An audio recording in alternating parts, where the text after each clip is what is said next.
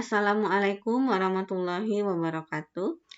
Pada video kali ini saya akan menjelaskan mengenai fungsi finansial untuk net present value dan internal rate of return. Jadi net present value itu intinya adalah sebuah tools analisis untuk kita bisa memperkirakan laba atau pendapatan yang akan kita dapatkan dari sebuah investasi atau penanaman modal di suatu tempat. Sedangkan kalau internal rate of return itu adalah tingkat pengembalian suatu investasi, laju tingkat pengembalian suatu investasi di sebuah tempat. Nah, apa fungsinya kita melakukan analisis IRR ini? Itu adalah supaya kita bisa melakukan perbandingan apakah kita sudah layak untuk melakukan investasi di tempat tersebut atau tidak. Kita akan membandingkannya dengan penawaran laju pengembalian investasi di tempat lain. Jika di tempat lain penawarannya lebih tinggi, laju pengembalian investasinya lebih tinggi, tentu kita harus sebaiknya memilih di tempat lain. Tetapi kalau misalnya di tempat lain justru penawaran laju investasinya, pengembalian investasinya lebih rendah, ya sebaiknya kita tetap melakukan investasi di tempat tersebut. Oke, untuk lebih jelasnya kita langsung pada contoh. Di sini saya sudah buat sebuah kasus sederhana. Sebuah perusahaan menanamkan modal pada awal tahun sebesar 150 juta. Berdasarkan laporan pendapatan per bulan di bawah, maksudnya yang ini, tentukan apakah layak dilakukan penanaman modal kembali di tahun berikutnya jika suku bunga deposito bank per tahun adalah 5%. Nah, kita di sini identifikasi dulu investasi awalnya ada berapa. Investasi awalnya kan 150 juta.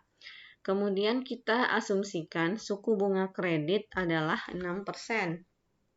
Nah, investasi awal kita ini berupa uang 150 juta adalah investasi yang kita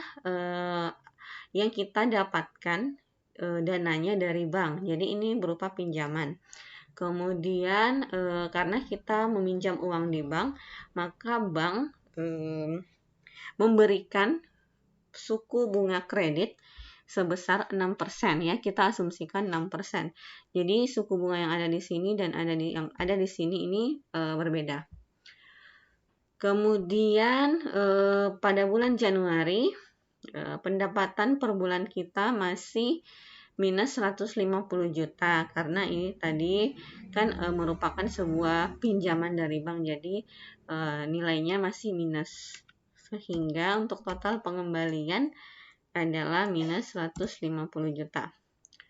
Kemudian di bulan Februari ternyata kita sudah mendapatkan laba atau pendapatan sebesar 22 juta, sehingga total pengembaliannya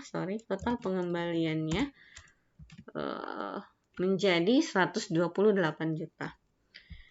Kemudian di bulan Maret ini sudah ada lagi pendapatan 25 juta, sehingga pengembaliannya menjadi 103.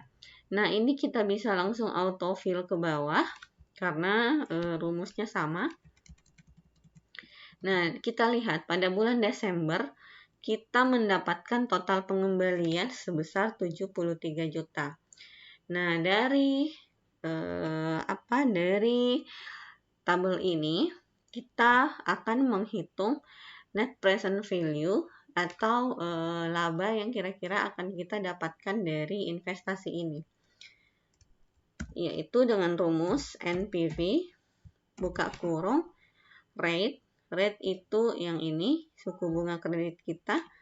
Kemudian value 1, value 2, dan value 3 kita langsung saja mengambil range untuk pendapatan per bulan. Kemudian tutup kurung, maka kita dapat nilai 11.414.308. Sehingga bisa dikatakan bahwa ini layak untuk kita berinvestasi karena kita tetap mendapatkan keuntungan sebesar 11.414.308 dari investasi tersebut, meskipun dengan melakukan peminjaman uang di bank. Kemudian IRR, Internal Rate of Return, kita ingin tahu berapa tingkat pengembalian atau laju pengembalian dari investasi ini. Ada berapa persen? Caranya adalah kita menggunakan rumus IRR, buka kurung, kita langsung mengambil range ini, range pendapatan per bulan, kemudian tutup kurung. Nah, kita dapatkan nilai 8%.